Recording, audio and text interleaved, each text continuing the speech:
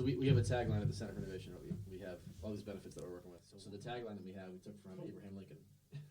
He's got this quote: "If you give me 6 hours to chop down a tree, I'm going to spend the first 4 of them sharpening an axe." So we take that tag and say, "Sharpen the axe."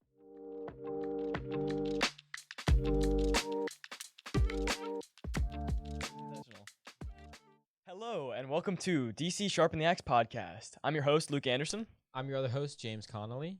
And today we are joined by... I'm Robert Herrick. Nice to meet you. Or see you. Yeah, you too. It's great to have you on. Thank you. Yeah. Really appreciate you. Luke and I are big into working out, so we're excited for You this could podcast. say that I It'll am be too. fun. Yeah. Yes. Clearly. Definitely. Thank you. Um, It is my job. Yeah. So tell us a little bit about what you do here at DC.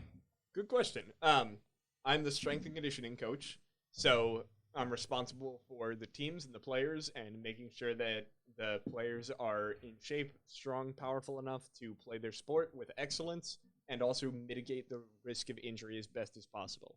And then I'm also in facilities, so that's just like 20 hours a week, and I'm responsible for the maintenance and upkeep of campus, making it all look good. And if I'm doing both my jobs, you don't really notice that I'm there, which is kind of fun, you know? Like, you notice it when I mess up because either, like, the building isn't working, the lights aren't coming on, or, like, everyone's exhausted and not really, like, looking too sharp out on the field and getting hurt all the time. So it's cool. I'm like your kid. Yeah. So those are two cool but pretty different jobs. How did you get those, and why DC?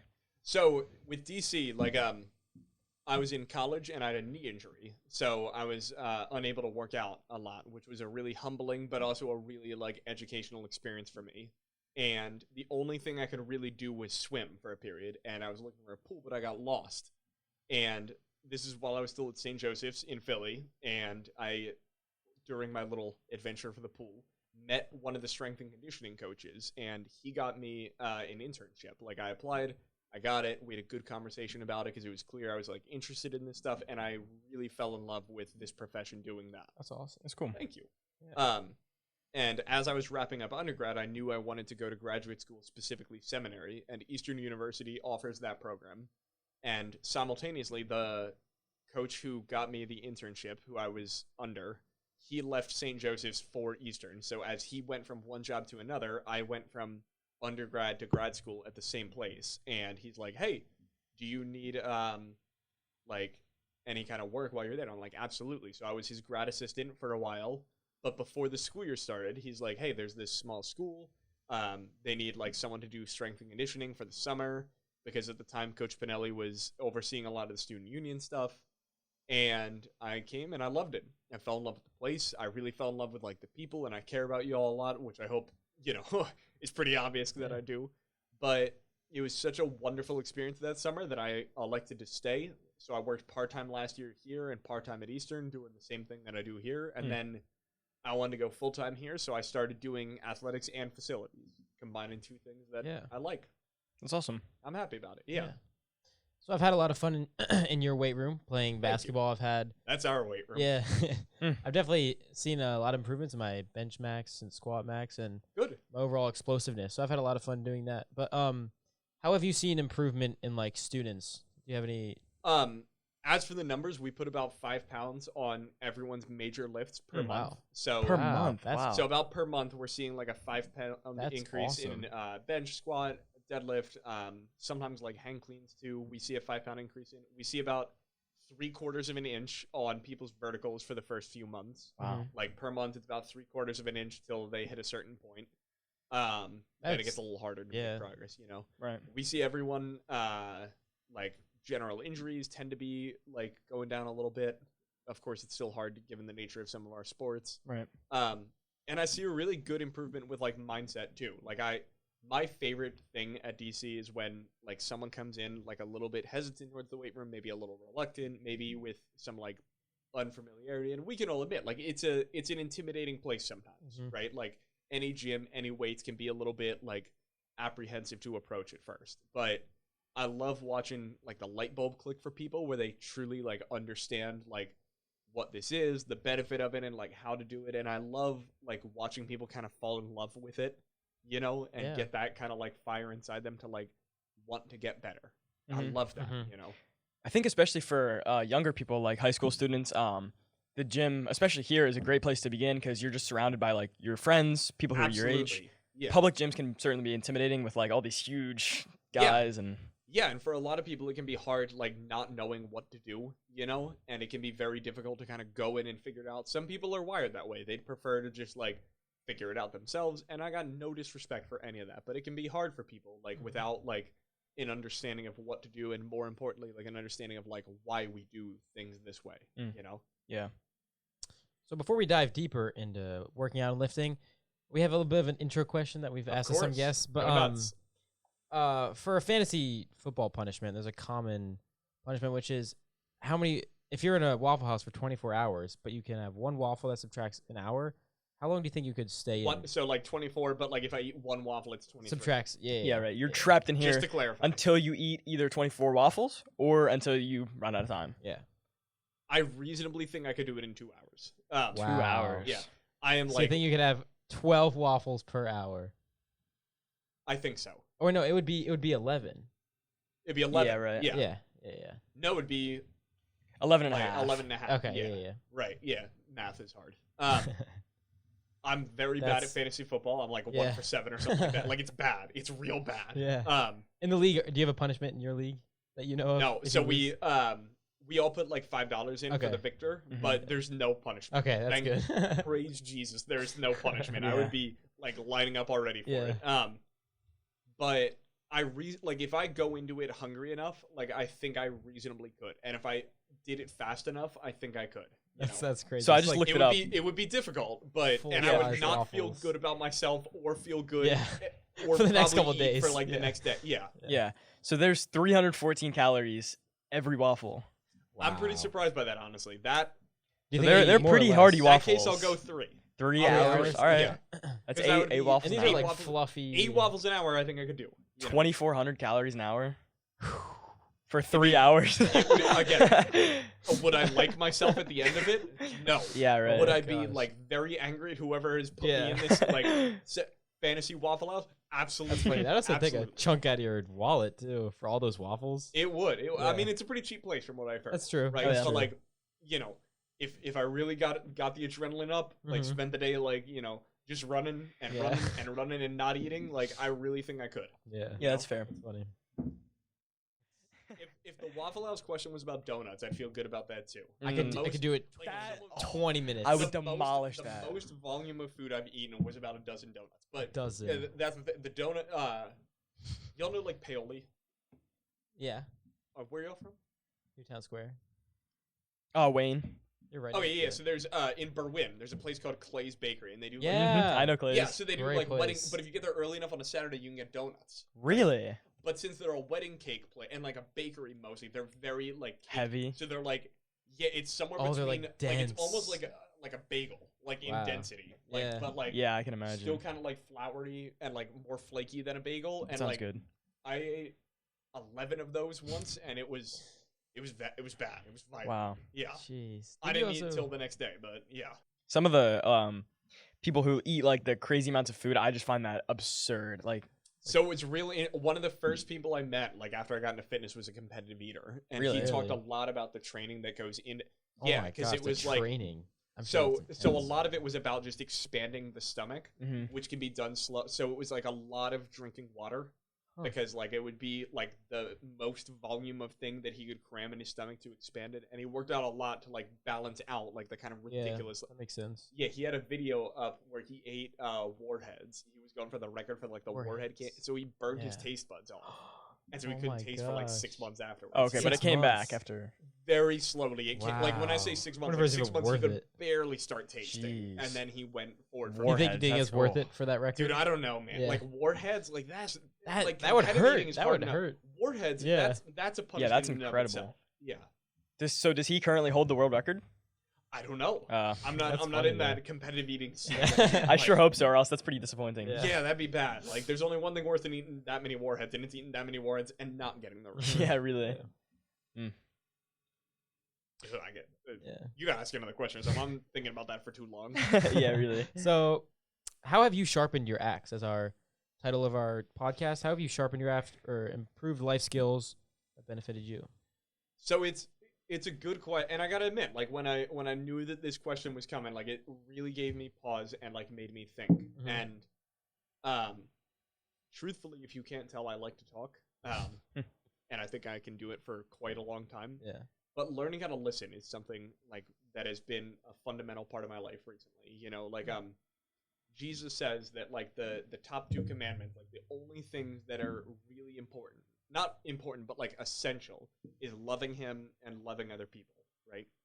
And I really can't love other people if I don't listen to them, you know? And so like learning how to periodically like think of myself less and try to be more present in conversation has just, I think, helped me a lot with that. I like that. Yeah. And listening like it means you have to slow down a little bit. And I love like being busy. I love like fast-paced things, you know, like I find that very like the pace that I want to live my life at to be a little quicker than normal, but like to listen and truly be present with people means like to slow down and live a less busy life and realize that like busyness on its own is not a virtue, you know.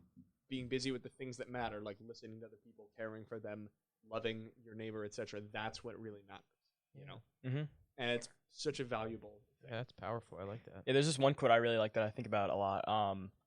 It's basically, I don't know exactly what it is, but it's like, you have 2 ears and 1 mouth, so you should listen twice as much as you talk, Absolutely. at least. Yeah, no, it's I like that. and especially like for people, I think for people in my profession, like we love like selling ourselves and making kind of big bold claims about things, right? And we love like teaching and like being the one who has the knowledge that can like impart it to other people, and that's a good thing, you know. Like I love it too. I said I love the light bulb moments. I love the like catching the spark of like the fire for working out kind of moments, right? But like if I'm not listening to people and listening to their needs, I can't even do my job, let alone be someone who loves and cares for other people super well. Yeah, so you talked about this a little bit, but so everybody has such a different story of how they got into it. That's why I think working out is so interesting. What was your light bulb moment? How did that happen? In a lot of ways, I think the foundation for it was laid like really early in my life.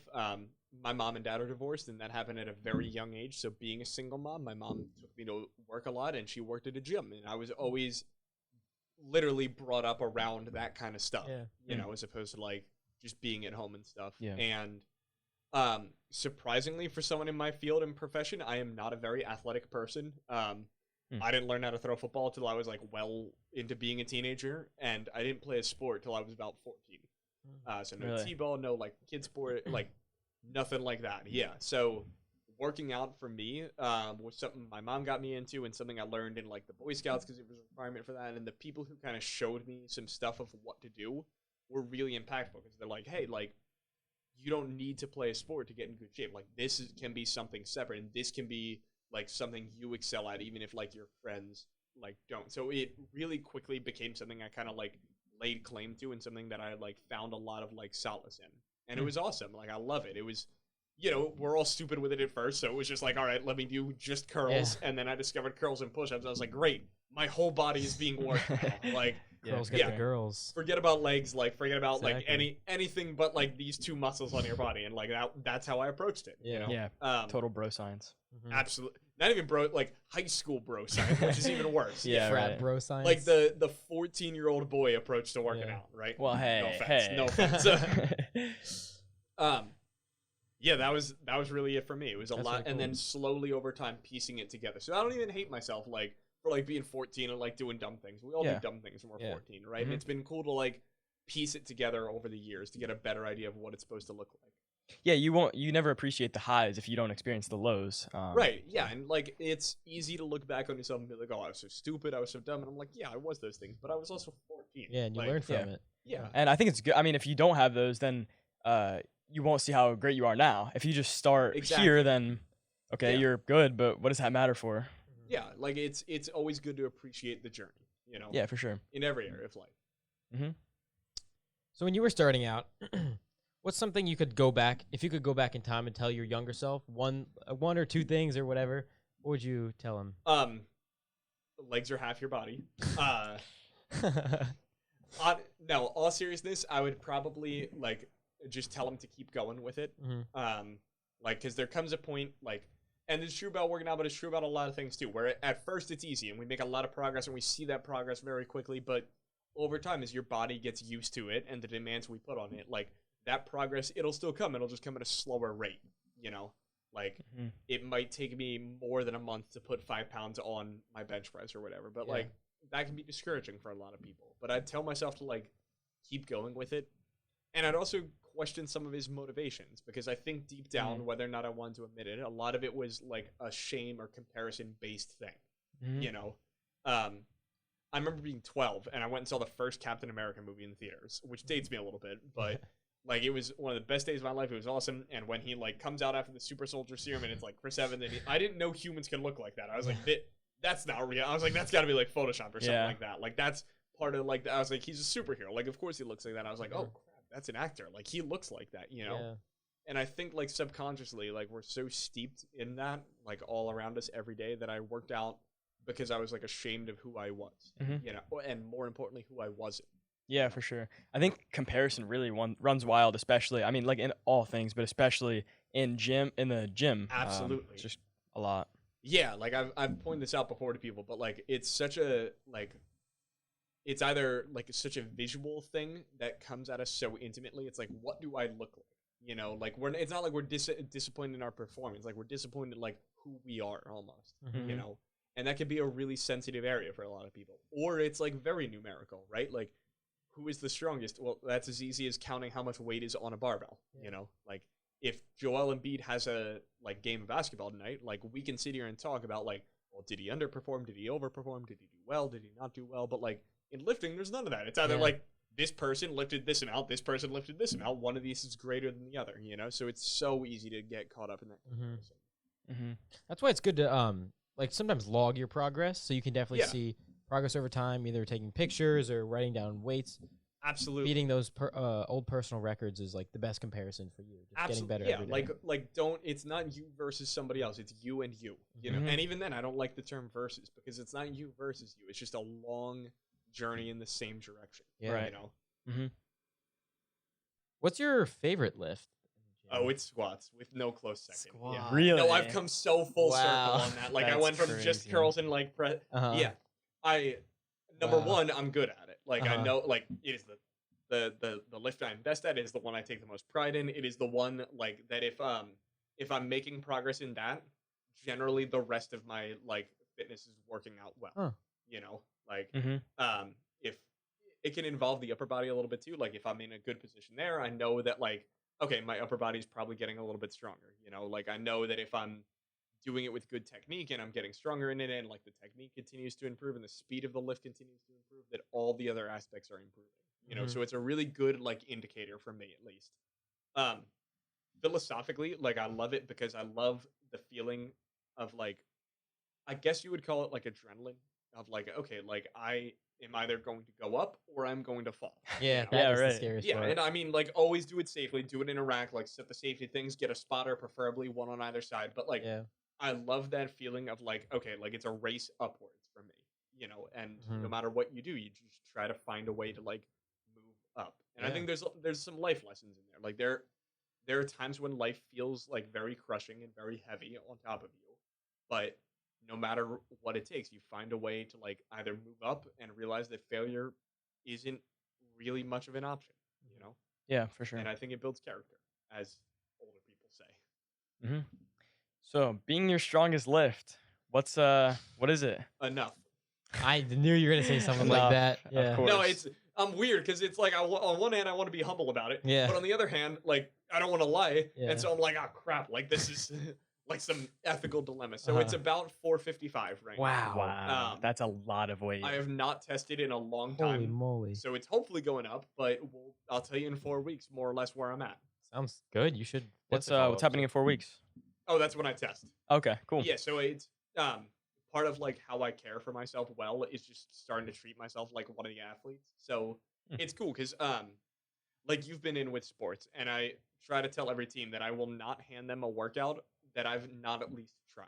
Yeah. You know, so Yeah, with like that. basketball, like it was my first season there. Like I know that's a team that's like been in the weight room, but like I needed to establish like some trust. And so I ran their program on myself 2 months before I gave it to them. Really? And I was like, all right, my vertical went up. Like, Okay. I'm sure it'll be Yeah. good for it. And I think it's important because I think a lot of the time, like as young people, like it's easy for us adults to like get your problems like hand waved away.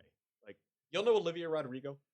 Yeah. Yes. Yeah, so I love her music and I love her. Yeah, I will look at the camera and say it. She is a wonderful artist, and if I you was come at thinking me for about that, that. I'll argue it with you, right? Yeah. Like, because she has this album about being a teenager and like going through her first breakup, and Right. it's this like long journey through like the feelings that come with it, like anger, depression, bargaining, like self-consciousness, and then slowly coming around to like not just accepting it but being empathetic for other people. But like it's a good litmus test for compassion because like if you play an adult Olivia Rodrigo's album, right? Like and you hear about a teenager going through a breakup, like we're all quick to the same like 4 or 5 responses. We're like, there's other fish in the sea. Yeah. You know, we're like, you're just 14. Like you'll Right. get over it. And it's like, no, man, like that sucks. Mhm. Like, and so often like young people and adolescents and young adults are having adult problems, but with like kid resources. Right. You know, and like a very like green understanding of the world and stuff. And so like it's easy for us to like hand wave things away, but I Mhm. think it's good for us to be compassionate. And if my first response isn't like, I'm so sorry, like I'm here for you. Do you want to talk about it? Like, what do you need right now? Like if those aren't the first things coming to mind, then I need to check. Am I doing a good job? Like Mhm. loving other people as unconditionally as I think that God would have us love them. Yeah, that's a Gotcha. good point. Yeah. Yeah, I think that's a lot of something that a lot of parents struggle with is Yeah. like being compassionate to their kids because, like you said, with their kiddie resources, it might seem like it diminishes it. Yeah. So they sort of just like you said, hand wave them away. But I mean, Yeah. there's still struggles to each Yeah. person, whether it's a high or low capacity. It's Yeah, like will it matter in 5 years? Probably not, but it matters right now. Mhm. You know, and like I want to be very quick to listen. You know, I do Mhm. have 2 ears and one mouth, but I want to be like quick to show care as well. You know, yeah, for sure. Yeah, I think I actually use that a lot in my life. That sort of like, will this matter in 5 years? Yeah. So you used it as in like it does matter now, but I think a lot of the times our problems actually, if we think about them like concurrently retrospectively, which kind of contradicts itself, but no, like I think I get what you mean. like Yeah, look where you in the future will think about Mhm. you now. that's a cool I- way to put it. Then, I think a lot of our problem or well, I mean there's still problems, but Yeah. I think a lot of the time we sort of wrap ourselves up in what's happening and it just takes away from like living in the moment and just enjoying our lives. Mhm. Absolutely, and that's where like again, much like with scripture, with history, like context is king there. You know, and Yeah. like there's a time to realize like, hey, you know what? End of the day, this isn't going to matter much in like maybe even 5 months or 5 years. Mhm. You know, and there's also a time to be like comforting and compassionate. You know, Yeah, for sure. maybe for like the individual, it's good for me to realize like my problems might not matter as much in 5 years, but like if I'm talking to someone else, like I don't want to like dismiss it like that. Yeah. But it could be different depending on the person, depending on the circumstance. Yeah, you that's, know, that's definitely true. and I think that's a very mature understanding that you have. So bravo. Thanks. And then I mean ultimately, of course, none of this will matter in 200 years. Once we die, I mean we'll be in heaven. Yeah. This is all Yeah. just I think that people like wrap themselves up in what they're doing and all this stuff. Yeah. They feel their emotions so strongly, but Yeah. sort of like the Christian / stoic view of things is that like none of this really matters. Just spread the gospel, try and be like Jesus, and then go live with him. So it's interesting. So I'm in seminary right now, Mhm.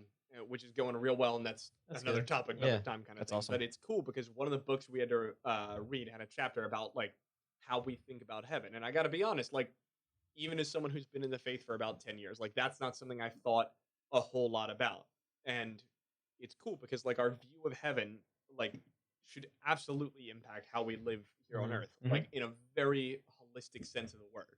And I think part of the job as Christians is to realize, like, hey, like, go to heaven is a bit of a misnomer because heaven will one day be on earth. Mhm. And if heaven will one day be on earth, and if Jesus prays when he shows us how to pray, like, Father, your will be done on earth as it is in heaven, like, we are the answer partially to that prayer, you know, by our spirit empowered lives to go and make earth look as much like that heaven as we could. Mhm. And so I think it's bad sometimes when people have, like, and this is not what you were saying at all, but like I think it's bad sometimes when people have like an escapist mentality towards it. Like, oh hey, we'll be in heaven. let's just ride it out till we get there. You Right. know, like Earth will be like made new one day. Like these problems that are persistent in the world don't matter, but it's like they do. You know, and our goal should be to look at heaven and look at Earth, find the differences, and make a checklist. You Yeah. know, and And- start getting to work. Yeah, Yeah, making really. an impact, lasting impact. Absolutely. Yeah. Mhm. Yeah. Sharpen that axe. Mhm. Sharpen that axe for you and the world. Yeah. You know. Yeah. So you said you had been in the faith for about 10 years. How did that? How did you come to the faith? Much like fitness, very slowly and very quickly, all at the same time. It was cool because I mentioned my parents were divorced, so I had a cool experience of being raised at one house that went to church and was Christian, and one house that really wasn't, you know. And so, like when people talk about being raised in the church or maybe like coming from far away to the faith, I kind of got a foot, like paradoxically, in both camps, you know. And it was just a very like slow realization that like, yes, this is something I believe. Like it was like at first it was like, all right, there's probably a God, and then I was like, all right, yeah, I guess he's got a kid and his name's Jesus, you know. And then around ninth grade is when I started to put together like, oh, like that is something that matters in my life right now, here and now, my day to day. You know, not just like something that I like intellectually know, but something that I like internalize and it impacts how I'm gonna live and how I'm gonna see the world. You know. Yeah. I guess that was about 2000, about the same time, like 2013, 2014, that I started like really embracing a lot of that and realizing that this is something, Mhm. you know. And I'm sure that impact was great enough because you did be you are going to seminary now to be Yeah. a pastor. So if you want to share a little bit about that. It's really awesome. Like it's compared to the circus. Like I love the circus. I think it's so cool. I went when I was 9. It was a 4th grade field trip. It was the coolest thing we ever did. I was blown away from like day one. I went to the circus again when I was 22, and I'd been working in strength and conditioning for 2 years at that point. And I was like, all right, like this will be cool. Yeah. It was like some of the most fun I ever had. Really? Because think about it, like as an adult, you understand when you see someone on the trapeze, you're like, oh crap, they might Yeah. like die there. Like that is, Yeah, and right. then especially working in that, I had an appreciation for like the physical demands that like the acrobats and the contortionists and the gymnasts and the trapeze artists, like I had a deep appreciation for all that. And I was like, wow. And I ended up talking to one of the escape artists. I was like, so what's your gym routine? Like, how do you train to get out of straitjackets? And it was Yeah. like walking me through, and I was like, this is so like high level. This is awesome. Really? Yeah. Yeah. So he just, he spends a lot of time upside down because it's like he has to condition himself to like not pass out when the blood reaches his head. Oh. Okay. Yeah. It was really like fascinating. A lot of like flexibility, a lot of like strength to like pull himself up without like his arms and stuff. Wow, I Wow. never would have thought about that. That's weird. Yeah, honestly, like if one of you like came out of the weight room and was like, Coach Robert, like I need to get out of a straight jacket, like can you? I might need some time before I like come out with that plan. You know, like Yeah. that's not something you find in like Men's Health or something. Yeah, like that's, that, I right? wonder how someone would get involved with that. That's kind of I don't even know. Yeah, niche that was thing. How they find a passion for that too. yeah. Like who'd you talk Yeah. to get into that? Like Exactly. what's on your resume? Right, yeah. Like I got a lot more questions for that man after I met him. Yeah. But like learning about this made me have a deeper appreciation for the circus. And seminary is the same way. It's so cool to like learn about something that you love and then you love it more. You know, it's like romance. Like you go on dates and you know this person over time, so you can like see and uncover more about them that you love, and that you can have a deeper appreciation for who they are as like a whole person. Yeah, Yeah, I that's love well it. said. I like that. Thank you. It took me like it was a long and strange journey to get to seminary, but I'm Yeah. so happy to be there. So if you like you're gonna be a pastor, that's the goal, right? That would be the goal. Have yeah. you done some like practice churches? Have you been to Yeah. like doing services at churches? Yeah, so I did my first church service in college. I talked about friendship. Oh really? Yeah, it was cool. That's Um, fun, yeah. It was a good topic. Yeah, and then they gave me some sermon time at an internship that I had. Okay. So I talked about Noah's Ark and about the Tower of Babel, and Yeah. it was like really, it's humbling when you do it for a long time. You know, like when it's just you and like 35 minutes, like it's humbling, but Yeah. it's like really like cool to be able to do it. That's cool. And it's one of those things that like I have so much to learn, and it was deeply humbling to do, but I am so excited to hopefully one day do it, That's awesome. God willing. Yeah, I remember you spoke at our chapel a few weeks ago. I mean, that was I really did. great. I enjoyed was that a a lot lot. of fun. I was Yeah. deeply honored to be like asked to do that, like to to know you all and care about you the way that I do, and then like come up with something to say to you. Like it's something that I like put a lot of time and a lot of thought on, a whole lot of prayer into, including some frantic ones like during worship that I wouldn't like mess things up, you know. But it was awesome, and I love that chance to like do that, and I love it because it's kind of like why I love training. Like I love having like a destination and then figuring out together with a group of people like how we're gonna get there, whether it be like physical or spiritual maturity. Like it's cool to be a trainer of people, I guess. Yeah. So I think you said you started working out about 10 years ago, right? Yes. Yeah, I was and 14, so yeah, 10 years. yes, and Wow. you said you got into your faith at about 10 years ago too. So how have you Yeah. seen those influence each other? So it's funny. People at church made fun. We had a meeting, and we were talking about like discipleship and like youth. So I volunteer with like our church youth group, and we were talking about like discipleship and like spiritual maturity and stuff. And I was like, all right, here's the plan. I was like, we're gonna warm them up. We're gonna do this, and then for our main things, we're gonna get into this, and then like as an accessory, and they're like, wait, you're talking like you're explaining a word. I'm like, because I am, you know. Right. But it's been cool to watch them kind of concurrently develop. Faith has certainly kept me humble with working out. Not wanting to like chase pride, but realize like, oh, this is about like God, and he made me, and this body is a temple, and I want to honor him with it as best as I know how. Yeah, for sure. It's been cool to grow like in character with all of it too. Working out teaches you a lot of life lessons, and as does faith, you know. And it's been cool how they can definitely like influence one another. One of the things that got me into wanting to pastor a church was like listening to things. If you can't tell, I like really put the A in ADD. And so I like having like music or something like that going while I like lift. And I don't like hype music when I lift most of the time. Really? So this is something that I know gets a lot of questions, but like I'll purposefully do either like a podcast or like very non-hype music because Interesting. I want to save that for when I'm like setting a PR or doing something extraordinarily difficult. Yeah, that's fair. I get that. People like sometimes don't even listen to music at all and just listen to music when they're going for their big lifts. I'm not at that level yet, but I'll get too distracted. But I appreciate. So like there is one playlist that I have for PRs, and I do not touch those songs unless I'm doing that. That's cool. That's an interesting way to go about so it. it's to the point where like if I hear one of them like in public or something, I'm like, all right, like let's go. That's like, funny. Yeah. I'm all like, I do the same thing with homework. So like there's a homework playlist.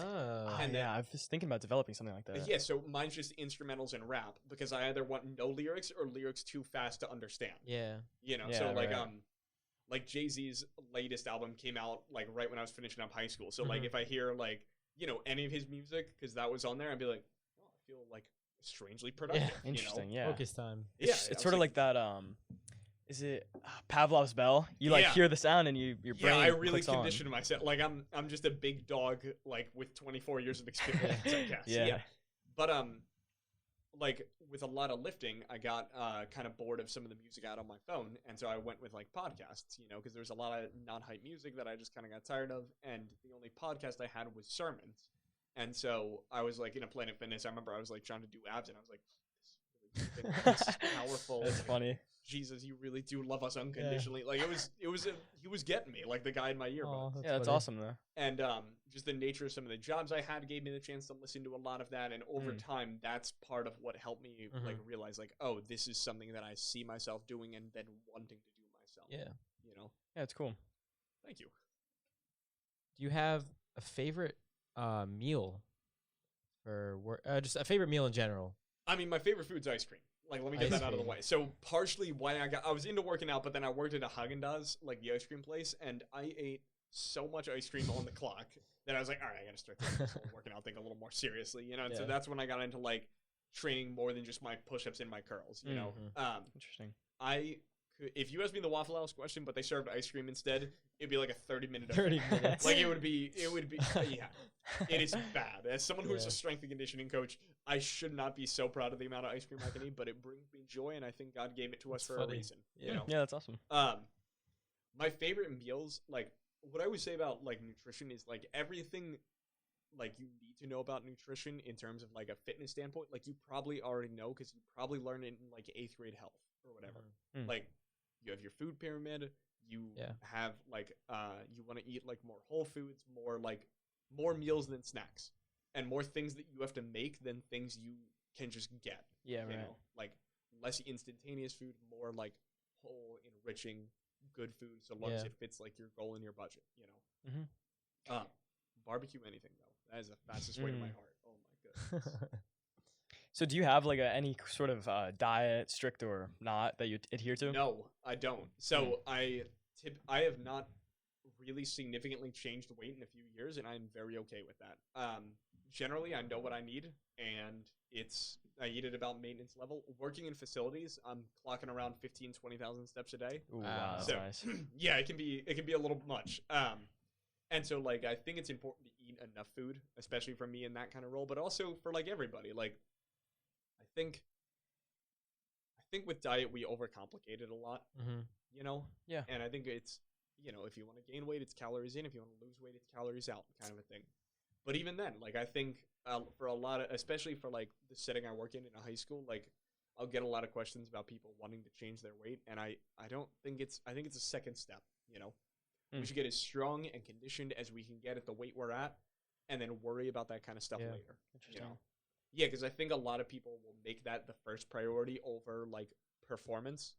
And so, like, it's something I would tell my 14-year-olds. I'm like, hey, focus on the performance, not the appearance, Yeah, Yeah. that's And a good again, idea. with comparison, it's just so easy to get caught up in it that I'm weary of giving out advice like that because I don't want you guys to get caught up. Right, Yeah. especially for young people who are so like vulnerable and susceptible to like that really like hypercritical introspective mindset. It's just like it can Even get- me, like I am 24. I am a literal strength and conditioning coach, and it would be a lie if I said I never got like influenced by that, or I never saw someone on social media or felt a certain way in the gym where I felt a little like inadequate compared to Yeah. somebody else, And I do this for a living, like, right? Like it's kind of ridiculous that I do that, but that's just an example of how pervasive it is. And I think especially as guys, we can fall like particularly vulnerable to stuff like that. So you said that you've basically been at maintenance for like a few years now. Yeah. So- since freshman year of college. So Oh wow, that's a long like time. 6 years, I've really only Wow. gone up and down a weight like 5 pounds, if that. Yeah. So do you have naturally like a pretty mesomorphic body type, or? So the body type science is a little bit weird, and it's a little bit like prone to exaggeration, you know. Yeah, it's like a spectrum, sort of. Yeah, it's a spectrum, and it's not like it's very not Calvinist in it. Like it's not like you're predetermined to have this type and you're always going to be For this sure. type. I'd say I've always kind of like been proportionally like about the same, just in varying weights. Part of it was that I wrestled in high school, and so I came into 8th grade. I was 155, fought at 155. I came in freshman year, weighed 160, fought at 160. I came into sophomore year, 170. And in a 2 or 3 month window, I wrestled at 55, 60, 70, and then like whatever's above that. So either 180 or 185. Wow, so Okay. 2-month window. So in a 2 month window, I gained and lost 15 pounds both Jeez. directions of where I was at, which was extremely terrible. Yeah. Yeah. Like High school wrestling, people go crazy with that. Intense.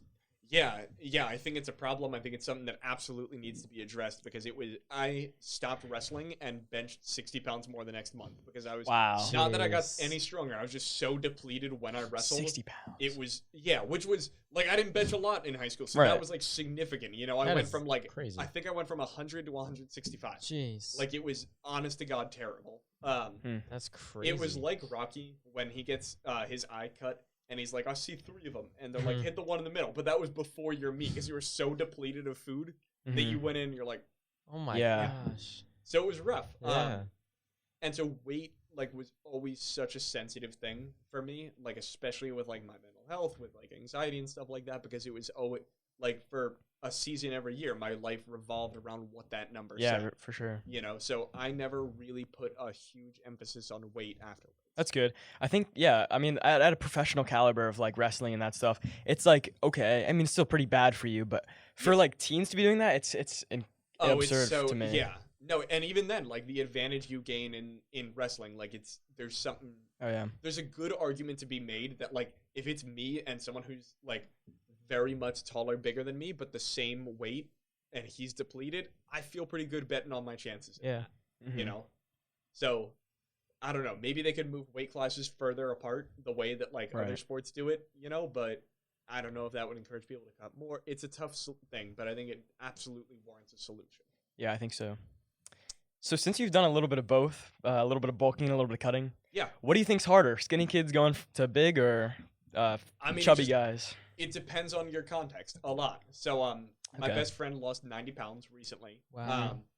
And he did it all without really looking at a scale. Really? Yeah, so awesome. he didn't even weigh in like during his 1 year like period of like, okay, I'm gonna lose this weight. You know, he Yeah. just went off his last doctor's appointment and then weighed in after about a year.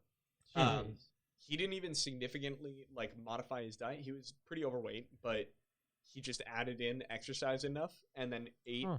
consciously. Like I said, Yeah. like the Yeah. stuff you learn in high school, you know, vegetables and fruits, that kind of thing. Right.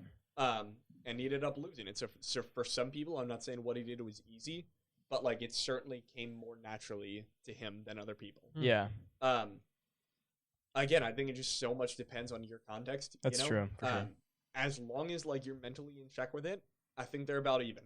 Right? Really? Like, yeah, like I've seen people like trying to like put on some muscle and like eat a lot of food. I sat next to a kid at lunch all the time in college who would just eat his depressed chicken breast. Like it'd be like the plainest, most unseasoned thing, and he just eat it. Yeah. I'm like, dude, just salt and pepper. Yeah. Like, yeah, really. That's season yeah. your food. I don't Boiled get what chicken. it is. Yeah. Oh god, it was so like. I can like imagine just like a white piece of like leather. Yeah. Uh-huh. He would eat food like it was like Britain in World War II. Like he had like a ration to it. Like it Yeah. was so bad. But then with cutting too, like I see people do it and they just take it like to such an extreme. They're like, Yeah. all right, like I'm gonna eat like 1,200 calories. I'm like, buddy, like Yeah. no, like Yeah, 1,200 calories of just boiled chicken breast. yeah, they'll like eat like just celery, and I'm like, my man, like what are you? Yeah. What do you do? They'll eat like a rabbit, and I'm like, what are you doing? Like just eat bare. Like it's about moderation, right? So if you're trying to lose weight, like just eat a little bit less than you use Yeah. in a day, or don't even start with just add exercise, Yeah. and then go from there. You know, or like if you're trying to gain weight, like.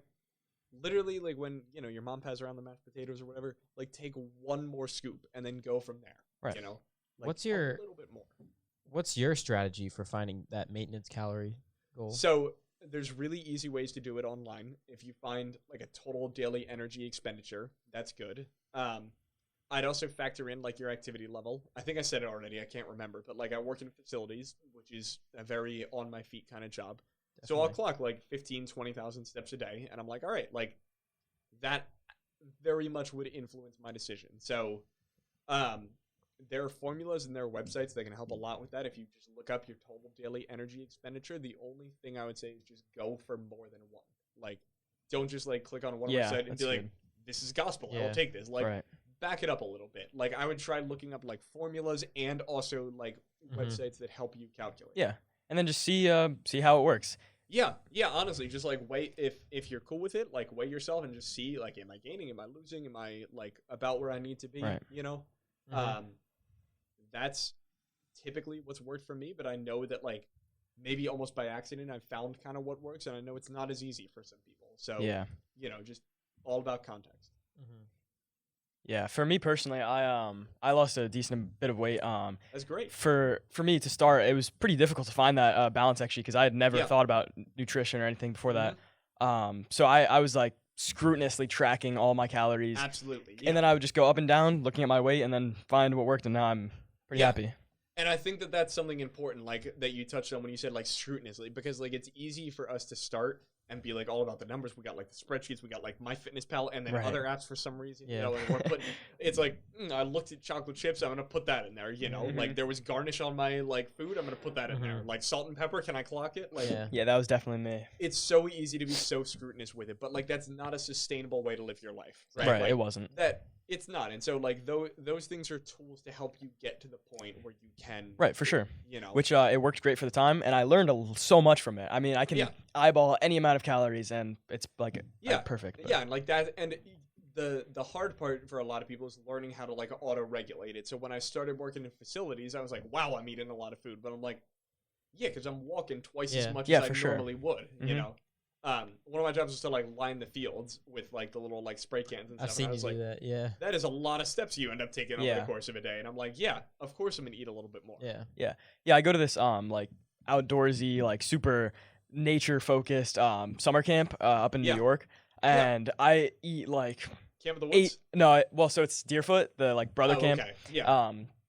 And it's like so you're just moving all day, and I eat Yeah. like 8,000 calories a day or something, and I'm like, Yeah. wow, I should be so fat right now, and I'm like losing weight. Yeah. Not here. When I had another job that was like very manual labor heavy, I wore like a chest based like heart rate monitor. yeah? And it was like, all right, congratulations, you burned 4,000 calories in this day. And I'm like, Right. all right, yeah, that's about reasonable, you Yeah. know. And I'd go home and I'm like, all right, let me eat this half of a pizza and this sandwich, you know. And I was like working hard, Mhm. but it was kind of nice to be able to just like put away all that food and be like, Yeah. hey, that's fine. Yeah, it's fun. Ultimately, what I like always stress to young people in particular is just to not feel guilty about things. And like For I sure. hate it when I don't hate a lot of things, but I hate it when like someone in a workout will reference like, well, I'm earning that dinner. You know, I'm like, you don't work out to earn food, Right. and don't work out from a place of shame or like inadequacy or shame for who I am or shame for who I am not. You know, like it is never about that. Mm-hmm. Yeah. I think that's like the hardest thing about crash dieting is like Absolutely. a hard Yeah. Mm-hmm. hard thing, but it's like the more you do it, the more the toll it could take on your like mental health, being like, Mm-hmm. I can't eat this, it's Yeah. too many calories, or if Yeah. it's just a bad place to be mentally. It's really terrible, and I think that it's something that like we kind of, and in part like there's some responsibility on me and people who are in my profession of like we need to do a much better job like offering kind of a nuanced and like holistically wholesomely healthy take on stuff like that. Yeah. Yeah. Yeah, I think social media is also like destroying any of those boundaries that we have. I mean, Yeah. you just see there's just like a common mantra that like you see the highlight reel of everybody's life and you're just like in the behind the scenes basically. Absolutely. Yeah, it absolutely is. And it's so if you want a fun challenge to do, just Google like what how much like lighting can influence like how you look in a photo, Definitely. especially with like muscle Overhead and lighting. fitness and Yeah. oh my god, it's absolutely crazy. crazy. What, Incredible. like, And good a or bad pump. lighting. And Yeah. yeah, and so it's just so easy to like point out like how easy it is to like not look a certain way or to look a certain way and to compare yourself to that. It's just Mhm. like not right. Because know? you see everybody at their best Yeah. and not Yeah, at you their see them not at their prepared average. to take a photo, and you Exactly. see yourself so often that you're going to like Uh-huh.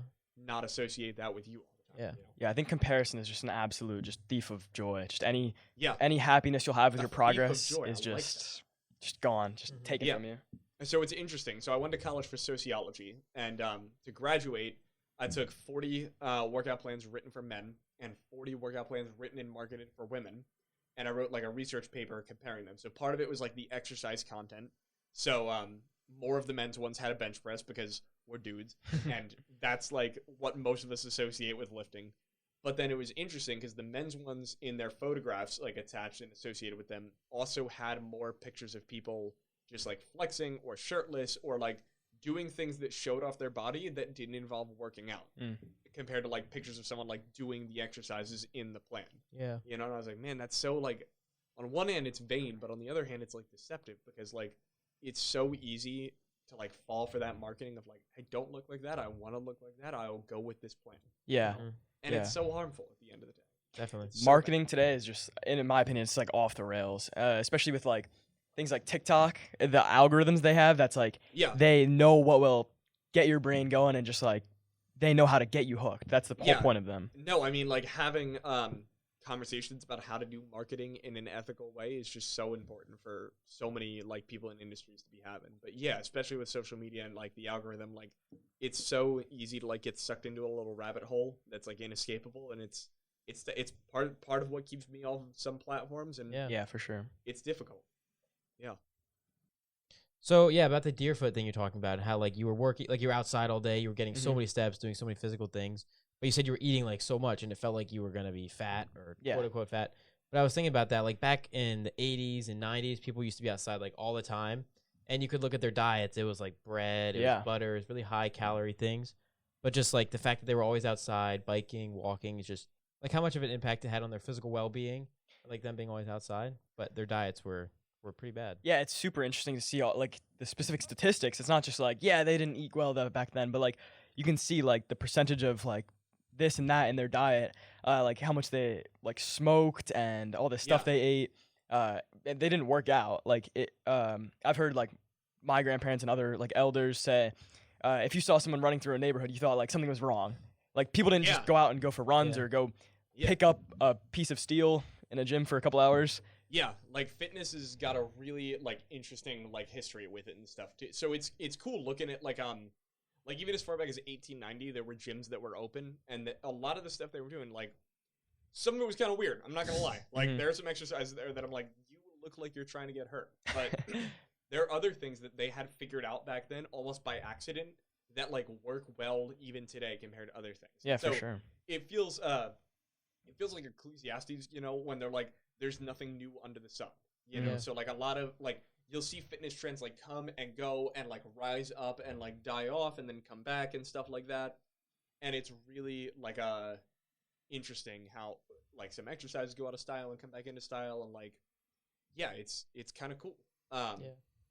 Like I remember my grandfather described like how his football team, they would just like have like the little like things that you tackle, and they just push that for a really long time. But you see like workout sleds now that people push in the gym, and you're like, wow, same concept as like pushing those, or like pushing a car up a hill or something like that, like those Rocky Balboa style like Sisyphus, exercise. even back to ancient Greece. Yeah, no, it's even as far back as then, they had some understanding of like how to do stuff like that. It was really, really cool to see. Yeah, and there's the now very cliche and famous story of like the guy with the bowl on his back. I don't know if you get the progressive overload. I mean, a lot of these ideas we have today that are like fundamentals of working out are like ages old.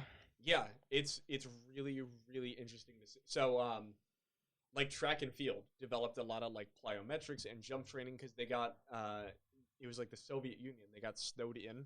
Oh, really? It's the Soviet Union, so they're like in Siberia next to the North Pole. So they got snowed into a facility, and they had a bunch of 400-meter runners, but not 400 meters to train them. So they're like, okay, how do we like train them in something that looks like running, but with less space? And so that's why like jumps and like plyometrics and other things like that made its way into training. You know, someone else discovered like, oh, if you like take like bike inner tubes, like they kind of stretch and they get harder the further up you stretch them, and so that's how like resistance bands, especially like to aid in lifting, like came along. Yeah, right. Stuff. That's cool. I mean, one of the biggest examples. I mean, the Olympics that we still have today, they were created in Athens, like however long ago. It's so like it's crazy cool how they would do it, or like the concept of like gymnasium back then, and that they would teach people how to like swim and run and jump and like fight and do all these other like crazy things that you're like, you were kind of getting onto some of that. You were discovering it like almost by accident. Yeah, you know, for sure. A lot of stuff we have today. Yeah, it's so cool. Or even like what I love about my job is that like I was at a basketball practice the other day, and I was watching them practice layups, and I was like, wow, like the way that they practice like doing like these deep squats into like a high jump versus they would go immediately then to like doing like very quick jumps with mostly like their ankle and knee, as opposed to like a full like squat and jump. Right. They would do them back to back, and I was like, wow, it's good. I know from like exercise science, it's good to do something like that back to back, and we kind of figured out that it works for training layups almost by accident, you know, like. Yeah, really. And it's cool that I get to learn things about my job to help them train to do like their job more. Yeah. Yeah.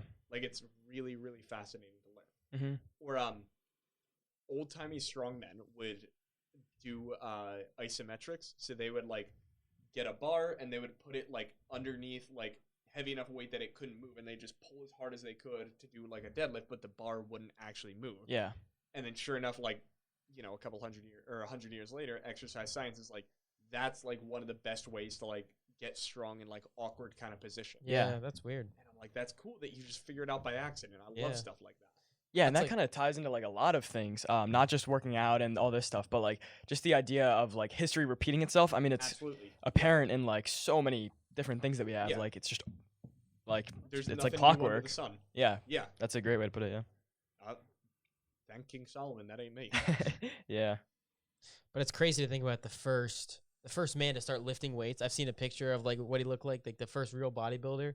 It's like the weirdest thing. Like imagine you to see somebody like for the first time just lifting a bar with heavy circles. Yeah, on what a the side. crazy idea. No, it was so there's like archaeologists, they found a rock in like ancient, not ancient, but like modern day like Greece or like Crete or somewhere like that, and an inscription over it is like, this is the rock that like Phobos, son of Apollo, could lift over his head. Yeah. And I was like, dang, like they were tracking their PRs back then. Like they was like, really. all right, yeah, That's like funny. let's bring, or like a lot of lifts trace their origin to like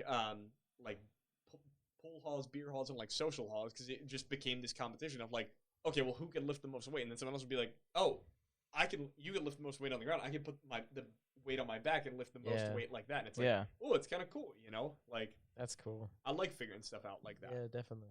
And that's why it's so important to not be so like dogmatic with exercise. Like, there's never one correct exercise, you know? And any claim that's like, oh, if you want like strong shoulders, you have to do this, or if you want to get your bench press up, you have to do this. Yeah. Like, it's all about the context, you know? Like, and it's all about like finding what works for you in your time and place for your goals, you know?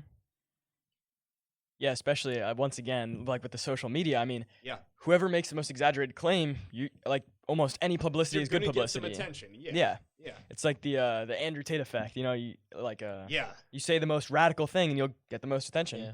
Yeah, and I think that's just, again, like him, I think that's just so like toxic and so terrible because it's like, Right. man, like you're playing games like and trying to get attention and trying to make money, but like the things you're saying are having an effect. Yeah. And you're getting attention at the expense of like people in a more vulnerable place or at the expense of putting other people down. And I'm like, man, as someone who wants to follow Jesus, like this sounds like I'm on my moral high horse, but that is the exact opposite of what he did. Yeah. And it's just so terrible to see how popular that can be. Yeah. It's like the negative effect it has, like on people. He doesn't put into consideration, but he's just putting it over. Right. It's for a very himself. cynical worldview. His own benefit. It's a cynical worldview. It's a self-serving worldview, and even if he doesn't actually believe it, like there's harm done. Yeah, for And sure. It's just that should break our hearts. You know, it really should. That's funny. The Andrew Tate effect. God, I can't stand that guy. Yeah, if you want to get me started over a long time, I can talk about him. Like, I love like mixed martial arts and all that stuff. Like, I love wrestling. I love boxing. I love watching that kind of stuff. But like, some of the people in that Yeah. part of the world can say some pretty messed up things. Yeah. And like, oof, like that's terrible. Yeah. Yeah. I think Andrew Tate's pretty funny. I don't agree with a lot of the stuff he does, but No, a lot of the clips, I mean, he's just so ridiculous. I'm like, dude, like, what century do you live in? Yeah, man? right. Like, what are you doing? Like, come on. Yeah. And which it's of course, just and like we said before, I don't think he actually believes in this stuff, but No, I don't either. Like, Publicity. especially the more like Hustlers University. Yeah. Or like, what the heck, man? Like, Pyramid come on. scheme. yeah, literally just an MLM. Dude, like some of the stuff he would like.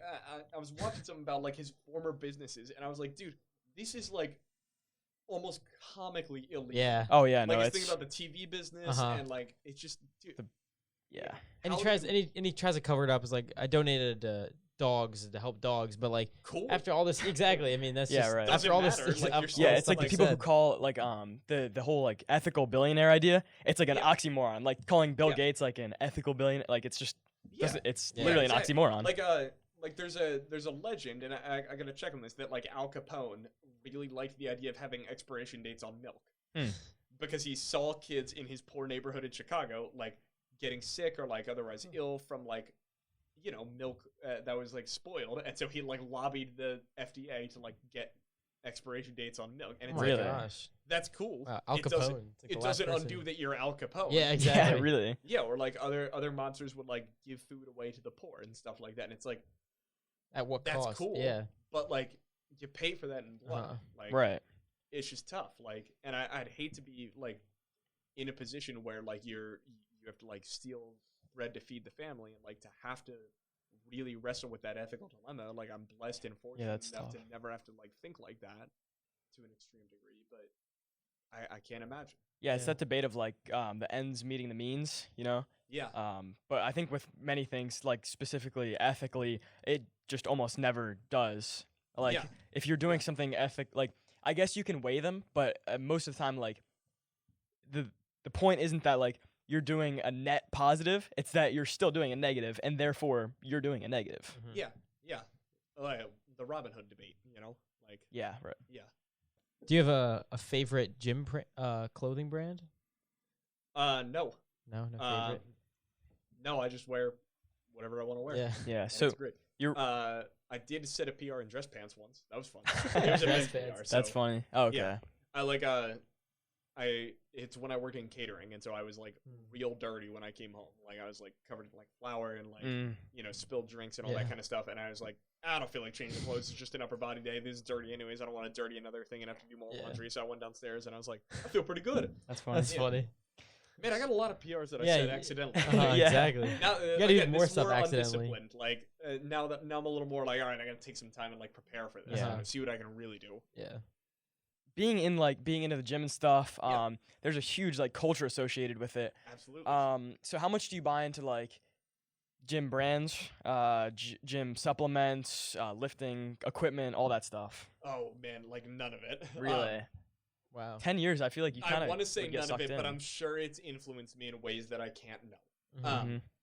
So there are brands I like, and there are brands that I support, and I do put thought into like what I am buying equipment wise, I like that, especially yeah. because like I want to, you know, support a brand that I think is doing a lot of good. So like Elite FTS is a website that like specifically they put out a lot of content that's like very educational and it's like vetted and it's good and it's very deep dives, but it's also like That's great nice. for like beginners to get into Yeah. it. So some of their prices are a little bit more. Yeah. And they'll point that out, and they'll point out like we also put out more free like working out content than any other company, and try to help people and try to like donate to like maybe like underfunded schools and stuff like that. And I'm like, look, I am fine to pay 10% more if I know it's going towards like stuff Yeah. Right. like that. Mm-hmm. You know, but as far as like other gym culture related things, I think I can be kind of critical of it. Sometimes a little bit unfairly because I'm also someone who contributes to that culture. But like, there's a reason I didn't want to get a job in a gym, right? Because at the end of the day, like if I have to market myself as a personal trainer and as a coach, and I have to get clients and I have to then serve those clients well, like there are good ways to do it. But at the end of the day, if I really pursue monetary growth like that, I am feeling like I'm going to compromise on some of my morals. You know? Yeah. Yeah. I might make a claim about how much weight someone can lose or how much like someone could improve, and I just don't like the idea of doing that. I see know? that. Yeah. And so like I wanted, part of what I love about this job is that you're all young, you know, and so like I hope my deep hope for the weight room is that like in top of building a good culture in there in a healthy place, like people can come in and have a good experience and know how to navigate that like kind of messy culture of the gym with confidence and with ease and with understanding before you all leave DC. Mhm. You know, I'm not always going to be the one to write your workouts, but I want you to have all the tools you need to succeed in fitness in whatever that looks like for you when you leave here, and not be like swayed and influenced by like culture for better or for worse. I think part of gym like I touched on this already, but I wrote like my research paper, I think it's like 25 pages, something ridiculous, on like men and women in the gym too, and that's just something so like interesting. So a lot of like, you know, this gym culture will produce like ideas about like who has to lift what, you know. So they'll say like, oh, skinny guys got to do this to get big, or like big guys got to do this to like lose weight. But then they'll also make claims about like what men need and what women need that are either like not true, they're barely true, or they're like just for the sake of like marketing, you know, and like the feel of it all. So like plans written for women will include like rest times that are about 20% shorter than the one for men's. Interesting. But they'll have about 20% more reps. And you think about it, Interesting. Yeah, I've and heard you're that like, a lot. oh, because more reps isn't usually super associated with strength, and short rest times isn't either. So like strength is something that's not really presented in their plans that are commonly marketed towards them, you know. Yeah. But for us, it is. Now for us, like with guys, it's interesting because they'll ignore whole body parts. So like glutes, legs, hamstrings, like it will very much de-emphasize that. So I made a variable when I was studying. I was like, does it include a glute exercise? Number of women's plans that do, number of men's plans that do. And it was like, just, I'm like, wow, like we are literally like ignoring whole parts of our body. Yeah, the culture is definitely very dichotomized and like focused on marketing. Yeah, and it's a marketing thing because they'll say like, oh, this is the right plan for you. Yeah, right. You know? Yeah, it's funny. I mean, especially that's why I think it's really important to do like your own research and stuff. Absolutely. Because you just hear a word and then boom, that's your gospel now. Yeah. Yeah. I remember I've taken my mom and my sister to the gym sometimes. Yeah. Because they asked or whatever, and they'll just be sitting there doing like 60 reps on leg press, thinking they'll get like toned. Yeah. Because that's how it's marketed. So Melissa told them. Yeah, and like one of the variables I put in was like, does it include the word tone? Yeah. And then I put in another one like, does it include the word like big or something like that? And I was like, yeah, there's a pretty clear difference there, Yeah. you know? I can imagine. And I'm like, hey, you know what? A lot of guys I know, they need some higher rep stuff in there. Like you Mhm. hand Right. them like 25 pounds. And you're like, all right, let me get sets of 20 on this lunge. And they're like, I might die.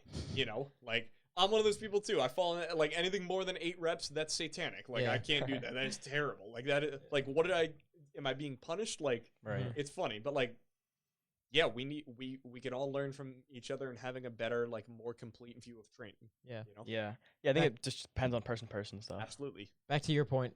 Speak off of experience. I liked your point about that, which was speaking off of experience and not just theory. Yeah. I think that's really important. Like Right. even if it doesn't seem like something that would be right because people say it, I think it's still good to experiment with those things Yeah. 100%. instead of speaking off of what Chad said about what to do in the gym. Yeah. Really. Yeah. Chad. Yeah, no, it like, and again, like the more, it's funny with like even science in general, like the people who know the most will have language that makes it sound like they don't know what they're doing. So they're like, it has been theorized, you know, or like, as studies have shown, or like, Right. we can assume this based on, Yeah. and then they'll list their evidence. It's like, oh yeah, but then it's the people who are like, you know, like the V-Shred guy or like other people you see Shred. that are like, they'll make these like wild claims, Yeah. and you're like, hold on, there is no way that can Yeah. be, like, factually speaking, there is no way that can be true. Yeah, of You course. know, like, especially with like the slightest scrutiny, and they start to break, and you're like, Mhm. Yeah. Yeah. But there's still those people who will just hear that and they'll take it Yeah. as literally like Yeah. the magnum opus of truth of all absolute, bodybuilding. and we'll see, like, you know, whoever's got, you know, more abs that you can count on Instagram, like that's the Yeah, guy who's right. the most trustworthy, because Yeah. that's how it used to be before like fitness information was like popularized. Mhm. Like you find the biggest guy in the gym and you're like, well, what do you do? Yeah. Yeah. You know, and they're like, oh, this works for everybody then, you Yeah. know, like that must be how it goes. Mhm. Or it's really interesting being in strength and conditioning and being in a role that works with sports, because it's interesting how different sports vary in their like attitude towards it. So like boxing is super reluctant to adopt like weight training Mm. because they're Really? like, oh, like they don't like want to get big and Yeah, bulky and slow. true. And they're like, you talked about the Olympics. You're like, this is a sport that's been around for 2,000 years, right? Like, and we haven't lifted weights for 1,950 of them, Yeah. right? So I probably don't need it. And I'm like, all right, you know what? Logically speaking, that's a coherent chain of events. Yeah. But it's like, hey, like maybe this can improve you. Right. you Yeah. know? Is it actually sound or not? I mean, Absolutely, yeah. getting bigger muscles in boxing, I mean, the harder you hit them, the faster they'll fall. So Exactly. Yeah. So they're Yeah. worried about like getting big and Yeah. like making the weight, of course. But like if more of that weight is something that's useful, Right. like Yeah. It's or just a if- balance. It's once again just Yeah. having. yeah, or if you like fight at 145 but you hit like 165, yeah, Yes, for sure. kind of The makes ideal, sense, you know? yeah. Like it's just real interesting that different like sports can have different approaches to it Mhm. almost. All right. So Robert, we just had a little intermission, and you told us this story that I wish we were recording for. Could you just retell it real quick for the audience? Absolutely. This story is um elite, guys. so I'm not an intelligent man, right? Like again, if it's Marvel movies, if it's the Bible, if it's working out of its sociology, I can talk about that all day Yeah. and know what I'm talking about. But in terms of like phrasing things, I'm not the most intelligent. And in 6th grade, I was 12, or I think you're 12 in 6th grade. And I had a friend named Riley, and Riley had some health complications his whole life, and he had just been like in and out of the hospital, and it was, you know, it was a pretty rough thing, but he ended up okay. Mhm. And for context, it had been like the first few weeks of school he wasn't there. His dad just passed away. Like it was a rough time period. Mm. And I was in health class, which is on the 2nd floor of the middle school, and 6th grade was on the 3rd floor. And they were like the only class on that 3rd floor. yeah, And I was just, you know, relieved that he was out of the hospital, but sad that he was still struggling, though not in as much pain as he thought. And the health teacher, like, she knew we were best friends, and she's like, "Hey, Robert, like, how's Riley doing?" And I'm like, "How's his family?" And I'm like, "Oh, you know, he's just, it was so tough, like, on them and on him and all of us, you know. I'm just glad he's not in pain anymore, you know, because he was out of the hospital, and I'm just glad he's like in a better place, school and not the hospital." And it gets real worse because I was like trying to indicate that he was on the 3rd floor of the building. Like at that moment, he was on and I was like, you know, he's up there now. Like it's just all okay. And the teacher's like, "Oh my God, Robert, like, are you doing okay?" And I was like, "Oh my God, thank you for asking." But like, don't ask me about that. Like, I'm just trying to be selfless, you know, like, and I was like, man, I really said he's up there now. And the teacher, like, keeps talking, and she's like, says something that alludes to the fact that she thinks he's dead. And I'm like, oh no, right? He's up there. Like, he's on the 3rd floor. Do you want me to go get him? Oh my gosh. And she's like, wait, what? He's alive? And I'm like, yeah. What Probably gave you blown the away. impression otherwise? And she's like, Robert, your phrasing here needs some work. I'm like, oh, I understand now. He's in a better place He's now. up there now. He's in a better place and he's out. I really said that. Yeah. He's out of Okay. pain now. Every time that I feel a little smart, like I'll look at a report card or like I'll get a good grade or I'll say something kind of witty, I just think back to that and I'm like, man, that is Oh my bad. God. Like, so I tried telling my mom about it and she's just got this like look of like partially like why would you say that and partially like taking response like I can't believe I Oh my raised this God. kid. Like, oh my God. It was Imagine bad. she never found out that like If she you- just saw Like him in the if she hallway. saw Riley walk Yeah. by, like that would be some like ghosts of Christmas past and future stuff. Like it would be so. Yeah. Oh, that would be kind of funny. That Actually, I would be do funny. kind of. Or she just think You you're should've- I lying. want to see like the alternate universe where I didn't actually mention Yeah. that he was Yeah. alive. You know? I kind of want to do that just as a prank. Just Yeah. We could just all be like, oh yeah, Mr. Dixon, James is dead. Aw. Like, and Terrible. he's yeah. Just as like walk down the hallway. just, we get every person in the school in on it, and Oh then my he God, that'd be just sick. walks past him. Hey, Mr. Dixon, what's up? It just have You'd him be have this. like, We'd all have that moment of like. yeah, I think you're Yeah. dreaming.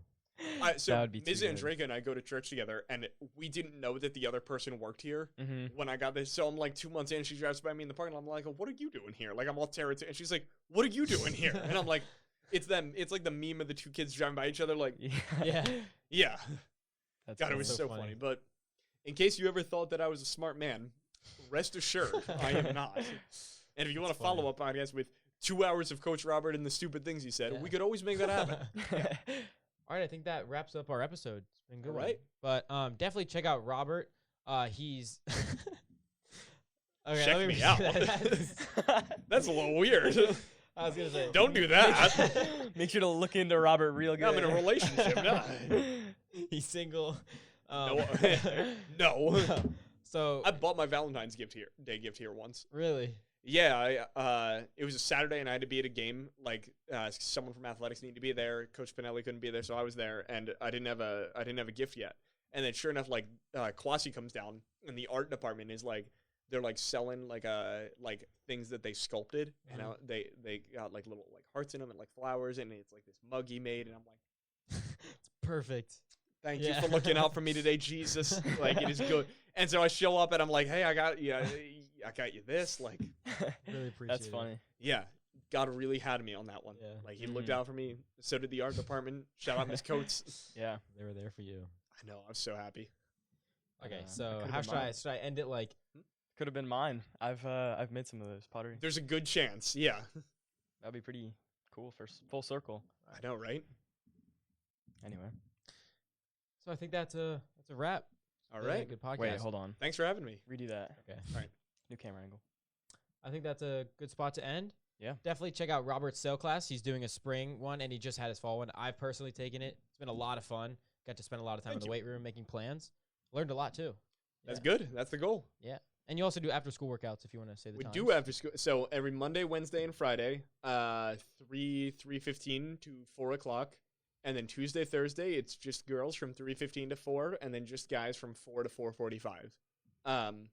Open to everybody, regardless of whether or not you play a sport, if you're off season or not, regardless of the level of experience you have in the gym. It works for everyone, beginner to professional. And even if you can't make all of them, it's tailored in a way that no matter how frequently or infrequently you can come, you will still absolutely see a benefit to it. Definitely. All right. Thank you. Thank Been you a lot of guys. fun. Yeah, thank you Glad very to much for see you coming on, guys. Robert. Happy to be there. Good talking to you. Always a pleasure. See you guys later. Yeah, see ya.